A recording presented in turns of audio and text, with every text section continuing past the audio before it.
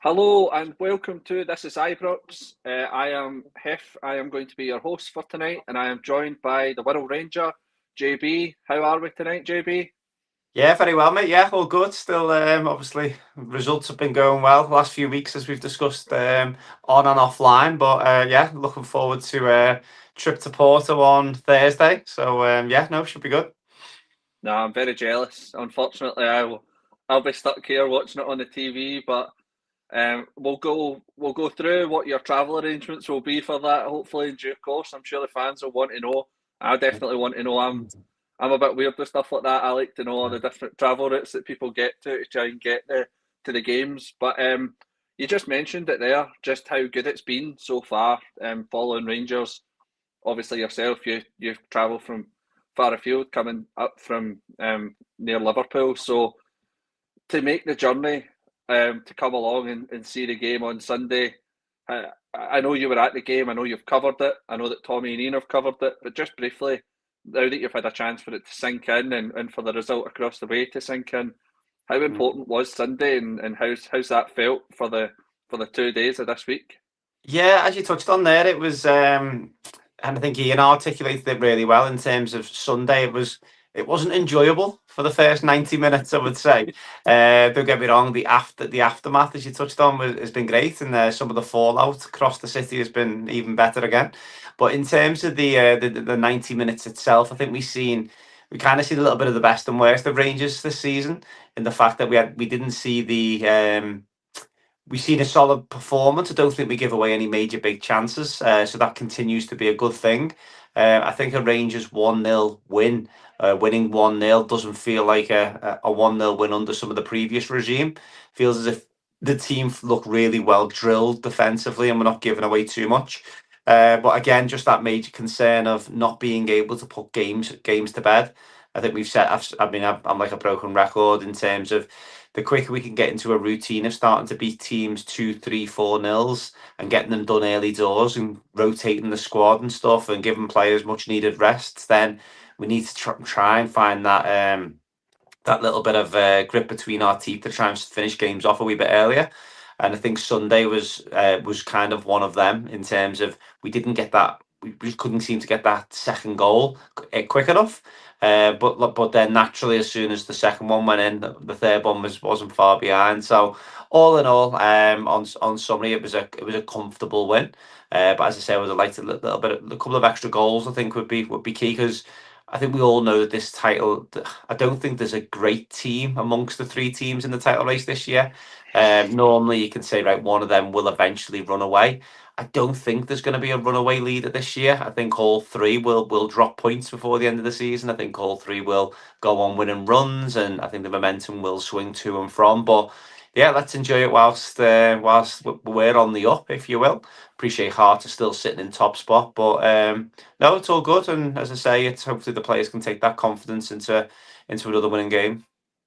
Yeah, and you mentioned there the best and the worst. I think some of the worst performances from the best players that we've got as well. I think Nico Raskin probably played his worst game in a long time for Rangers. I thought he was fairly poor in the middle of the park, didn't really do an awful lot. But again, we're saying that in a game that we win 3-0. So you can't be too critical of the team when we're getting these results. I think the new signings were impressive in the way in which I thought that Scott Olsen came in, and obviously probably quite a frustrating game for him because the boy number 17 for Dundee was pressing really high on Tav, didn't really allow for Tav to whip that ball that he's been signature move for Tav for so long. So Scott Olsen kind of really didn't get a chance to feature, and Chukwani came in. Two players that we won't see on Thursday night, JB. We're coming up against Porto. Porto are currently sitting ninth in the Europa League standings, so they've got a lot to play for. Albeit they're still through, but naturally they'll want to go and get that top eight spot. How are you expecting us to set up for Thursday night, knowing that for us, realistically, it's a bit of a dead rubber? Yeah, I mean, I don't think Danny Rowe will be spinning it as a dead rubber. I think it'll be one that we might see a couple of players getting a little bit of a chance, which is which is a good and bad thing. To pity it is Porto, and the position that Porto have kind of left themselves in, that they will be probably going for a win in this game. I think if they'd beat Pilsen last week, that probably would have put them directly through. In this game, potentially would have given them a chance to rest a few. They're absolutely flying. But we've played really good Portuguese sides in the past, and we've touch wood, we've tended not to do too bad. But I think in terms of this, I think we might jump back to the three at the back. I know we've kind of flirted with that idea a few times, but I can see him going with a bit of a three at the back, two defensive-minded fullbacks, a competitive midfield three, and then we'll probably have some pace off a front man. So again, it might be at times it might look a bit more like a 5-4-1, as opposed to as a 3-5-2, but. I think in terms of that, I think we've got to be really solid and got to show respect to the team that we're playing, but and just hope that, like we've done in previous years, we pulled a rabbit out the hat and or a really good performance. I'd take a draw if I'm being perfectly honest. I think that would be a really good result. But given I think what we'll see on Thursday will demonstrate why we needed to bring more signings in, and it'll demonstrate that we probably need another couple more. Because you'll look at the bench on Thursday night, and obviously there'll be no Scott Olsen, there'll be no Chigwani. Obviously, we know there's a few injuries and stuff, so just got to keep an eye on it, and then kind of see if any of the guys who've been out injured the last few weeks, whether they do make it back. I know Suter's one has been confirmed that he won't be available, but is Sterling available? Has he got anything in the locker that he could give us? So I haven't seen him officially ruled out anywhere yet. So yeah, it's going to be an interesting one, and yeah, one I'm looking forward to. Yeah, so you touched on it there, saying that you are going to be heading along. I'm saying heading along as if it's just down the road for you, JB, but Yeah. what are your travel arrangements to get to Porto for Thursday night? Yeah, I'll probably get there quicker than sometimes it takes me to get to Glasgow, to be honest. But yeah, me, and my dad, and my young brother Tom were on the 9:30 flight from Manchester. Fly into Porto match day. Don't tend to fly out on match day, but sometimes you've got to balance the books with things. So flying out Thursday morning, and then obviously match day. The game's later on in the evening. Get checked in, go for a few beers down the square by the river. Make sure we're wrapped up because I've seen a few bears who are over there already said it's absolutely freezing. So I'll be getting myself wrapped up, and then travel back on, I think it's 7:30 on, or 5:30 or 7:30 on Friday night. So the plan is to probably go and do the Porto Stadium tour on Friday morning, something like that. But this will be my fifth trip to Porto, so it'll be we use Porto when we go to Braga, so it's yeah, fifth trip for me. So I know the area quite well now, which is helpful. Yeah, I think whenever you go on these European games, it's always good to travel in numbers, and Rangers do that so well that you know these areas that are synonymous, and they're synonymous with all fans, that they'll go to these, like you're saying, a particular square or something. But the fact that we have played Porto twice in 2019, and then obviously now, there's going to be many fans like yourself, JB, that have probably already been there. In the last three games we've played against Porto head to head wise, the last game we beat them 2-0, and the other two games were draws. So sorry, we won 2-0 and drawn the last two games one each. So we're going in to Porto for the fourth game in the last 5 or 6 years, with a chance obviously to claw back some sort of credibility, but it's not going to be easy. In the last 5 games, it says here that Porto have only conceded one goal domestically, and from their last 4 games, they've won those games 1-0. In the last 3 games, in the last 3 games, it's been 1-0, and then they beat a team 2-0 who are bottom of the league, AFS. So this is a team that doesn't concede a lot of goals. Equally, they're a team that don't score a lot of goals. So if you were a betting man, you're probably saying either a draw with under 1.5 goals. But in terms of what you're going to see, I don't think you're going to see an awful lot of entertainment with regards to fast-flowing football. They do have one player, Samu. I hope I'm not butchering that. He has played 6 games this year in the Europa League and scored 3. He's 21 years old, scored 12 goals in 17 matches. He signed recently in 2024 for £32 million, and Transfermarkt have him at a value of £46 million. The good news is that there's a high chance that they will not be playing him to try and rest him, because they've got a top of the league clash on Sunday. So, in terms of what we're looking for, what would you predict as a scoreline? Bearing in mind, they've recently brought back not Thiago Silva. Is it Thiago Silva? They've recently brought back. Yeah, I think they have. Yeah, they recently brought back Thiago Silva, but in a very similar vein to ourselves. He is a new player that cannot be registered, so he won't feature on Thursday night. So, again, given that they don't score a lot of goals, also don't concede a lot of goals, we're not prolific right now in front of goal. What are your expectations for a scoreline, JB? 4-4. No, I think as you say, it's gonna need a real workman-like performance for us to probably get anything. There's no doubt. We're coming up against a high quality team. One thing we do tend to see in Europe is we tend to get a little bit. I'm not going to say more of the ball, but you get kind of more opportunities to counter attack, which you might just find that we might have the squad to do that, in terms of keeping things nice and compact. And again, depending on what the 11 is that he goes with, if he goes with he might go with something like a Chimiti leading the line if he's recovered from that illness, and then potentially play like a Gassama or an Antman off him.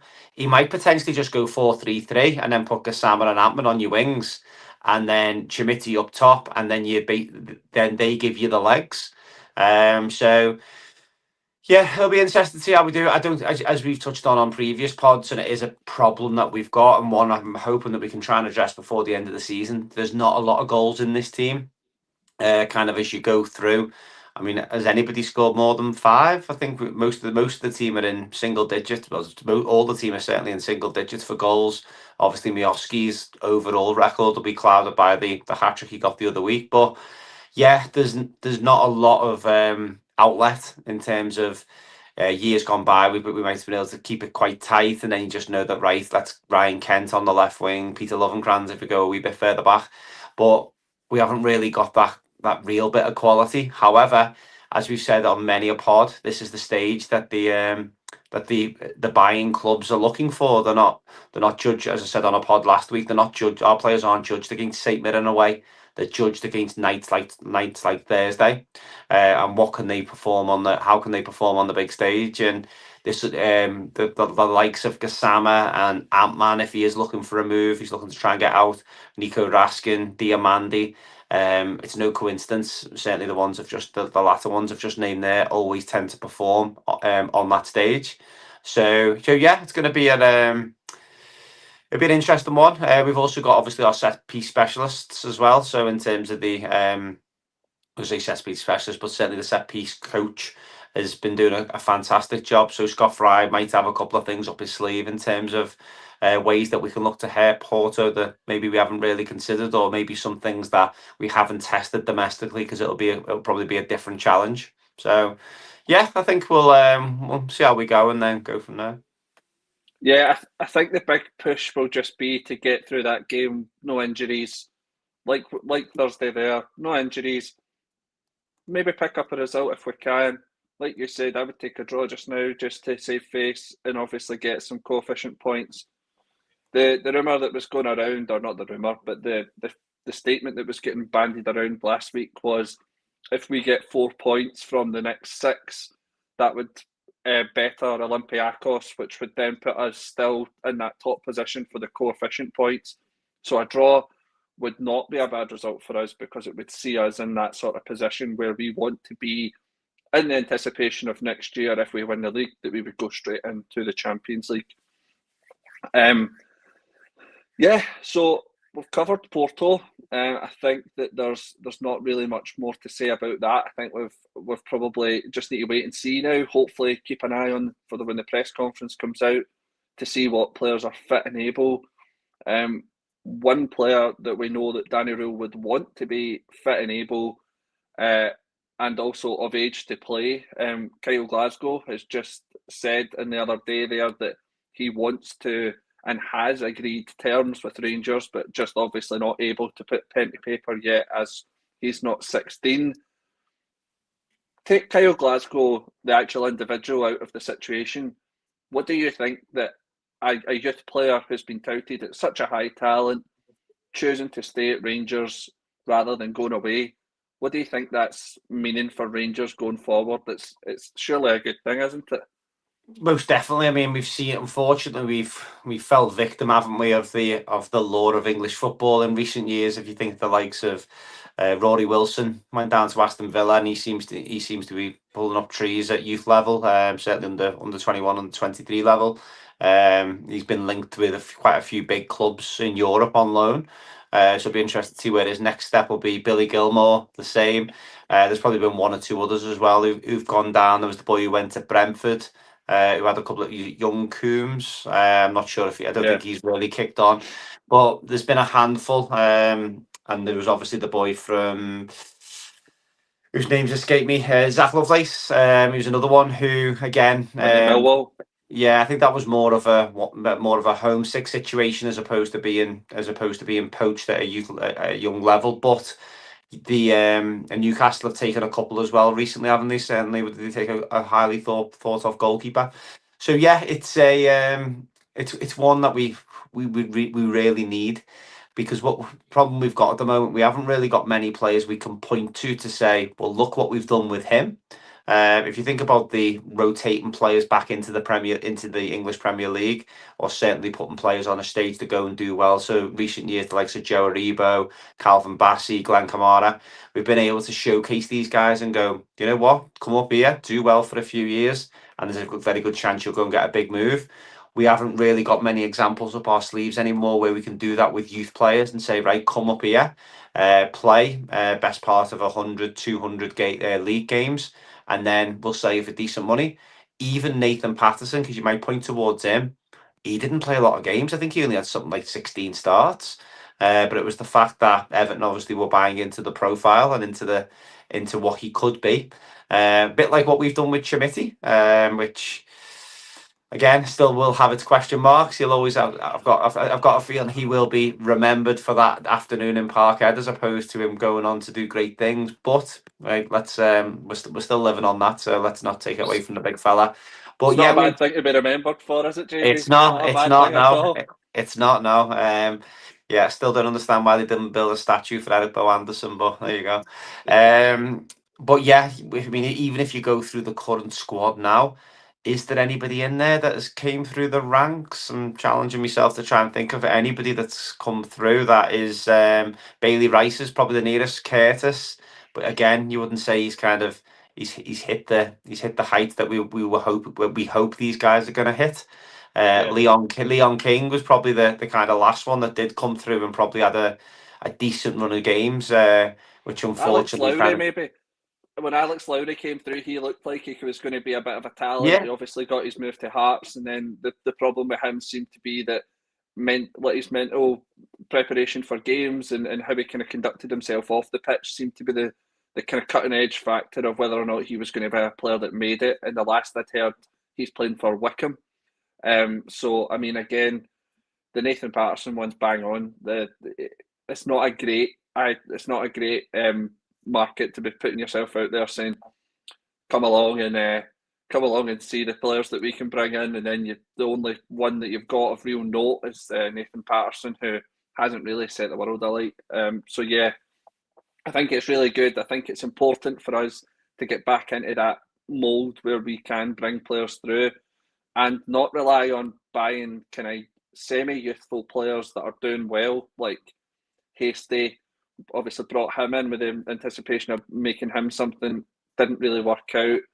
There's obviously talks about Lennon Miller last year. All these other players, like, we should be doing that ourselves. And if we can't do it ourselves, what's going on at the youth development that we're unable to develop these players when Hibs and Motherwell and other teams are able to do it in what seems to be fairly frequent turns, season by season. They're doing it time and time again. Is it just that they're getting more chance of playing? Who knows? JB, the transfer window closes at Monday, the 2nd of February at 7 o'clock.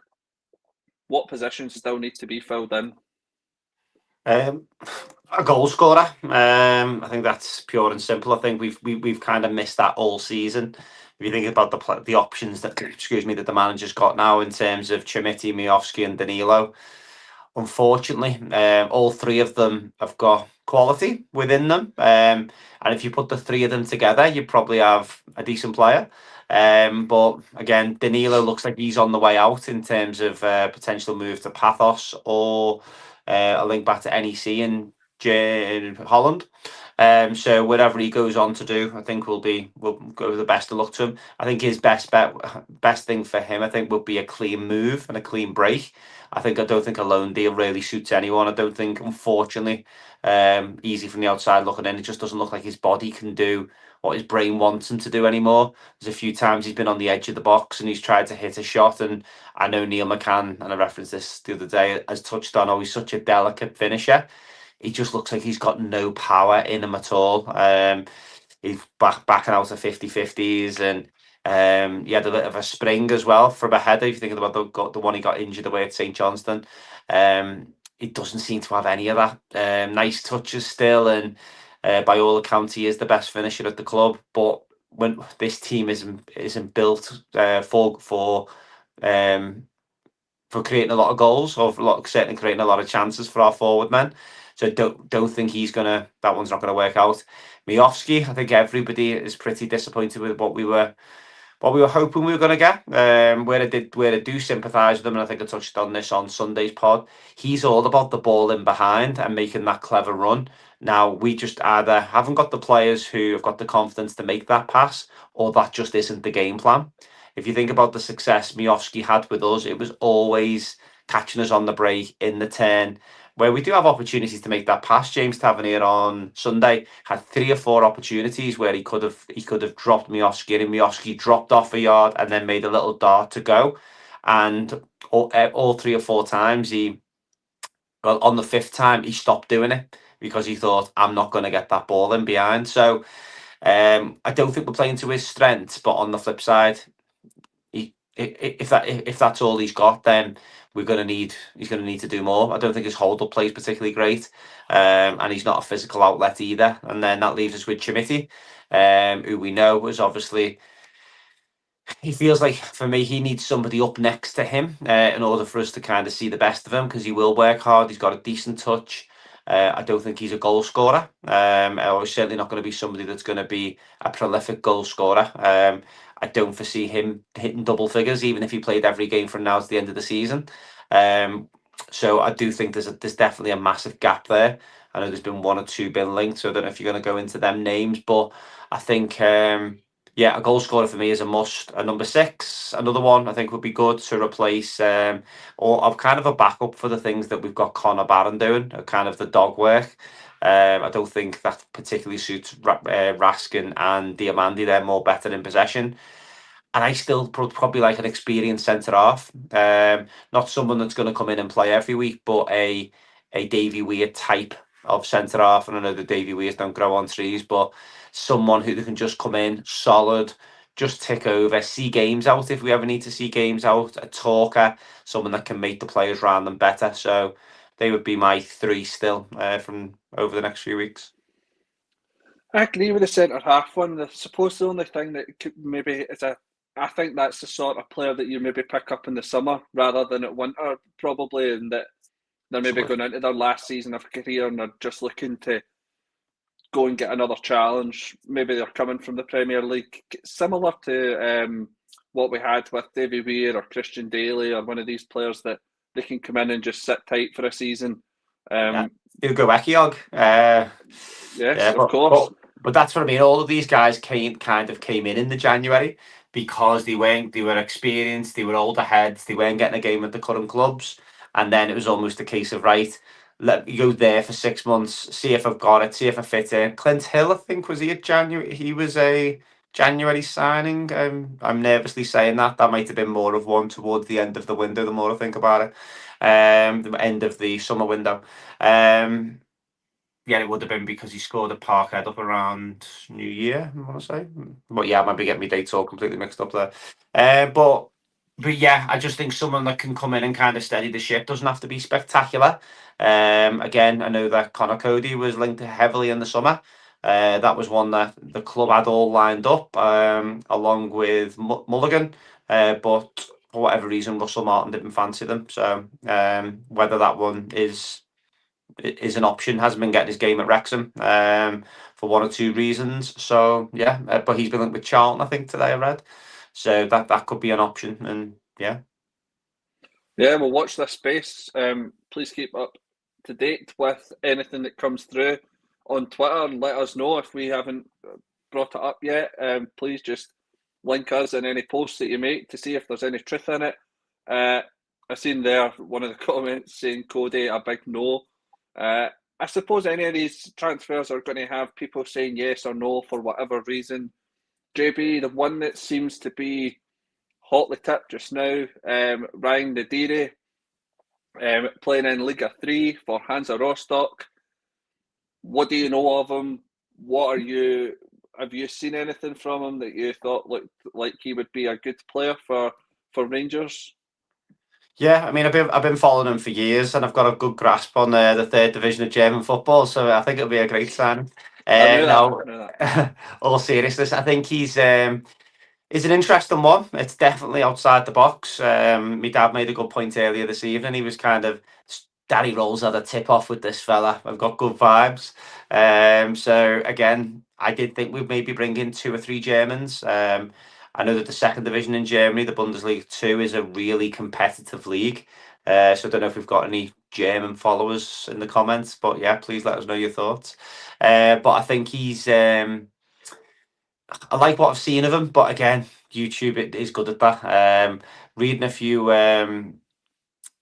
reading a few fan reviews on him. They're all kind of like desperate for him to stay, which I think is always a good sign. If you compare that to maybe when we brought in some previous players and the selling club have almost been like glad to get rid of him. Doesn't strike me as that type of profile, but big physical outlet again. Can't get enough of them. Scores from set pieces. Seems to be relatively two-footed. It does give me vibes of the big fella at Newcastle whose names escape me. Walteren. Yeah, Yeah, you know Walter. what I mean. Yeah. Walter Main, whatever his name is. But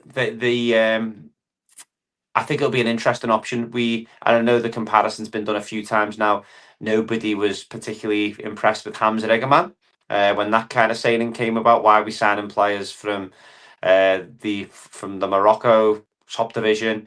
Yeah, who didn't really have the numbers there as well. If you go through Hamza's numbers, not as if he was scoring 20, 30, 40 goals there. It was, I think he was in single digits. So again, we're probably signing a player based on what could they do for the team. I do want us to be in a bit more of a model, and I said this on one of the previous pods. I want to see us signing players to play a role and play a position.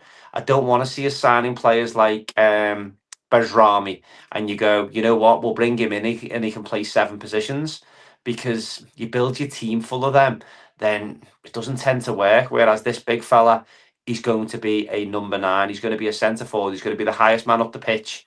We're not going to be asking him to play a hybrid role on the left and on the right. The big fella will just be up there to hold up play. He'll be up there to score goals. From a greedy perspective, I'd still want one more. I think carrying 4 strikers, I don't think is a bad thing. So if Danilo was to go out, we bring in the big fella, who again mightn't settle straight away. And then if we could bring in Joe Perot, I think that would be I'd be really happy with that. I think that them 4 got Miofsky, Chimiti, Peru, and the big fella from Germany. I think would be decent options for the manager, shall we say? I think you're asking an awful lot, JB. I think you're. That's why you're not getting a job up at the stadium. You're asking too much. Possibly. A wee bit of background just for Ryan Nadiri. You've probably read everything anyway, but he's played 17 games so far this season for Hansa Rostock, scored 8 goals and 5 assists. I've watched I went back and watched the last 10 games of the highlights from Hansa Rostock, which is quite handy because the highlights are only about 5 minutes long and the videos are very similar to ours. And he features quite heavily in all of them. What I would say is Hibs are asking £6 million for Kieran Bowie. He is a very similar player to me, to Kieran Bowie. Very technical, good with the ball at his feet, gets stuck in, likes crossing the ball, likes getting involved in the taking players on in that side of the game, but also a big tall lad at 6'4" like myself who can jump up and win headers when needed to as well. But an all-rounder, I suppose. Hansa Rostock are holding tight a little bit because they're asking for £3 million. I think in terms of, I went and looked at Transfermarkt to see what the actual outgoings were for Liga 3 players, because for me, that seems like an awful lot of money for a player that's not even in Bundesliga 2. Bearing in mind, we have had experience of buying players from Bundesliga 2, and hopefully he'll be out the door soon enough to Norwich. But with respect, it says here that £3 million is 3 times higher than any other player has transferred for in that league this season. So why are they holding out for so much money? Are they being greedy, or is it that they do see a real talent there that they want to capitalise on? And in any case, I think it's one that we've got to look at. If we're taking it seriously and we're going for a player of that calibre who's been linked with Red Bull Salzburg as well, he's not someone that's just, his name's just fell off the sheet. This is someone that's been tipped by quite a lot of big clubs. So be interesting to see that one. You've touched on all of the other signings that are looking like they could happen. The only one that you've not really mentioned was Jan Valery that I've got down here. Jan Valery, the right back, who obviously played under Danny Rule at Sheffield Wednesday. Not really much came of that since the initial rumour went around, but again, another player that we would like to see in that position. I think Danny Roll was actually asked about him. I don't know whether it was on the record or off the record, to say he's a player obviously he's aware of because he'd worked with him, but he's not somebody that's in the immediate transfer plans. But yeah, an one for the future, maybe. Potentially one for the summer. Not sure of his contract situation. Might be one if he's out of contract in the summer or something. You might find that there might be 1 or 2 people coming in the summer of people that he's made, that the managers maybe worked with, because it'll be really. One thing, I'm again not getting ahead of myself, it'll be interesting to give this fella Danny Rule a pre-season. Do you know what I mean? He's obviously a clever cookie. He's obviously a really good coach. So again, I've got no concerns if we're kind of starting to think about what does the summer look like. Because one thing's for certain, we're going to need to make sure that we're ready at the start of next season. I don't think, whether it be us, them, or Hearts, I don't think this is going to be the not going to say the easiest chance, because no league title is ever easy, but this is going to be the best chance, I think, for potentially a couple of years, where the team that wins the league will probably finish on the lowest league winning total points. So again, we need to make sure that we go into next season ready. We can't have any nonsense like we had this season. But I think we've got the right man in charge now. So we're just about to wrap up, but I was just about to ask you there. The title of the podcast for tonight was Rangers are going for 9 in a row. I was just going to ask you, JB, do you know the last manager that won 10 in a row for Rangers games on the trot? Putting pressure on me because I won the quiz at Christmas, aren't you? I think Gerrard obviously would have went undefeated, but I don't think he'd have won 10. I'll pluck a name out the air. I'll go Alex McLeish. It was Clement. Clement won 10 games in a row, and that's what I was trying to. That's what I was trying to get at. JB, is we're putting a lot of pressure on this 8 in a row, 7 in a row. I wasn't trying to catch you out with that. It was more about the idea that if we don't then get that win on Thursday night, I think we need to do away with all that 7 in a row, 8 in a row, the momentum building, because the way that the league is going, we're picking up points, we're doing really well. What I wouldn't want to see is that kind of blip on Thursday night, with it being a draw or whatever, people then get caught up on that and the numbers, because Clement done it 2 years ago, it mattered not a jot. we didn't go on and win the league. So therefore, if we don't win on Thursday, hopefully, just like everybody's been saying in the fan media stuff, we go back out on Sunday, which I'm sure we will, and get behind the team fully for the whole game and then follow it on for the rest of the season. But thank you very much to everybody. Thank you, JB, for your contributions for tonight. We will probably be doing a podcast very soon. I don't know the date exactly, but we would like to get someone on from the fan advisory board. JB has been looking at sorting that out. So any information that we've got, they've just put out the minutes from their last meeting. So it'd be interesting to get a bit of context just to the text rather than making up our own minds about what's been said and trying to dissect that ourselves. So getting someone on to explain what it is that they've went in a bit more detail will be helpful for you and something that I would like to know about as well. So stay tuned and make sure that you're on notifications, you're subscribed so that any sort of content like that comes up, you'll be alerted to. But I will leave it there tonight, and I hope everybody has a good week. And anybody heading over to Porto, safe travels and make it back for Easter Road on Sunday. Cheers, good night. Good night.